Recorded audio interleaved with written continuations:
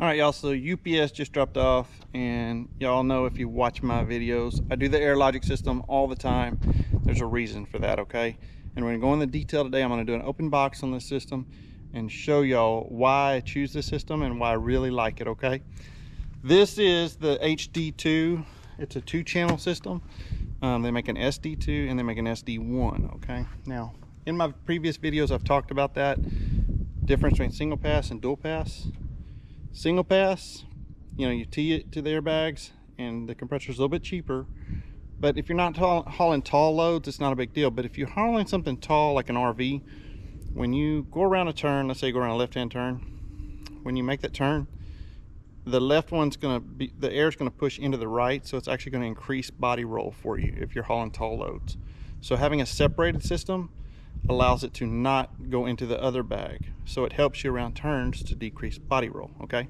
Difference between SD1 and then there's SD2 and HD2. Now the difference between the SD2 and the HD2 is you can put an air tank on either one of those, okay? And the HD2, if you're gonna fill up one tire, but if you got like 37s and you're filling those up, you know, like every time I tow my camper, I take them up from 45 pounds up to about 60, so it takes a lot of air.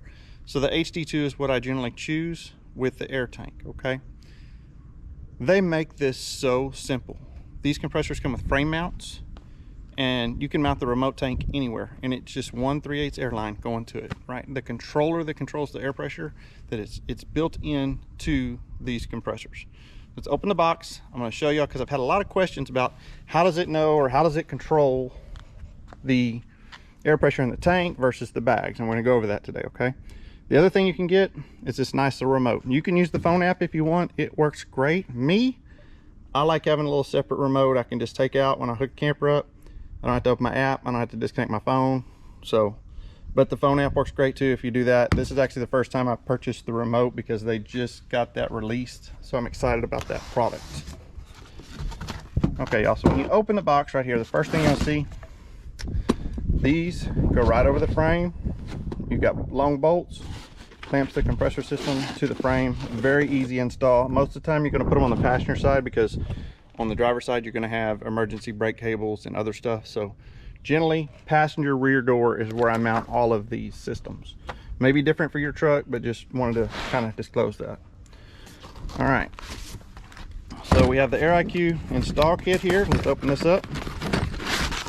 What's in here? Okay, we've got polyline, fusible link to tie it to your batteries, and then guys, you have a tubing cutter in here.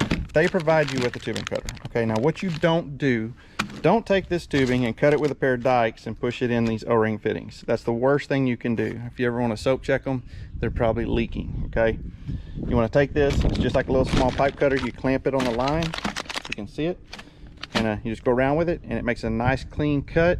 I generally put a little oil on it before I push it in the fitting. You never have any leaks, okay? So don't cut those with dikes and cram them in the fittings. There's little O-rings in there, it will cut those, okay? They actually send you the loom, and then you've got the bolts for the frame, and then a fuse and a couple connectors, okay? So they pretty much send you everything you need to get this installed, all right? We've got another small box here, which is the wire harnesses. I'm gonna try to get this out real quick. Okay. So like I said, if you're gonna run, you know, remote air, you know, to air up tires and stuff, I recommend this HD2. It's the bigger compressor. You can see it's got a bigger head on it. Sorry, I'm gonna have to pause this to get this unwrapped. One sec. All right, so I've got it unboxed. Okay, so what we're gonna show you is, okay, some people have asked, how do you control the air tank pressure versus the bag pressure? It's a little confusing, right? They make this really simple, okay? If you look right here, there's a plug. So you don't have to have the tank. You can add the tank later if you want.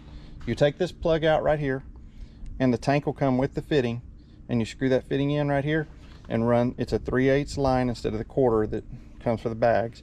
You run a 3/8 line to that tank, right here, one line, that's it. And then in your app, you'll set up what your start and your shutoff pressure is. So it may be 100 to 145, right? And so the compressor is going to keep it in that range. Okay, that's a separate part that the app and this controls. So it'll control the air going to that. This is, say, your driver's side and your passenger side bags. Okay, these are your two separated channels. So what you're going to do here is then you just run one line to your airbag over here, one line to the other airbag, and that's here. So what it does is when you engage, or you want, let's say you want 65 pounds in your bags, it's going to just let the 65 pounds flow from the tank fitting here. It's going to go in there, right? And then if your compressor will not run unless you drop below that 100 or whatever you have it set at. So if the pressure drops down when you add the air, then the compressor's still going to kick on, but you're going to get instant up, instant down, right? And so like me, when I'm hooking up my RV, it's great for me to have that instant pressure. I don't have to wait. These are very fast anyway, but like it's instantaneous. I can push the little 65 or my, you know, what I have in my RV saved at, and I mean, it picks the legs up. I don't even have to run hardly the jacks on my RV. I can just pull the pins and slide them up, okay? So otherwise you got to set it, and then it may take, you know, let's say 30, 45 seconds, minute, whatever, to build up and get that air built up to lift the camper, right? So the tank is a definite plus. And then if you want to run auxiliary air, you just tie into that 3/8 line, come back, run it in your bed, run it to the bumper, whatever you want to do on that. So that's how it works. Like I said, I don't have the tank right now. I'm going to just mount this. Then I'm going to order the tank once I get the truck and see where I can mount it. But then you just tie these into each one of your bag lines. Very simple, okay?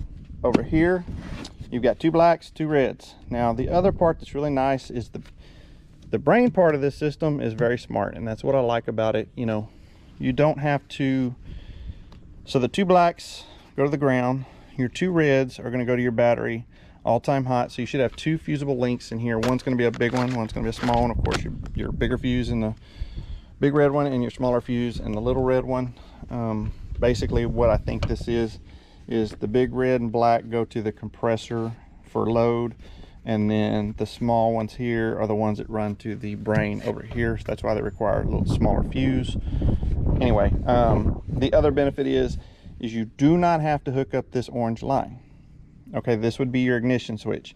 If you want to use it, you can run that to your ignition and it'll shut on and off. Now, kind of how I look at it is, if I'm going to run the auxiliary tank, I generally like to run this one to an ignition switch, because then it tells it, the compressor, to not run if the switch is off, okay?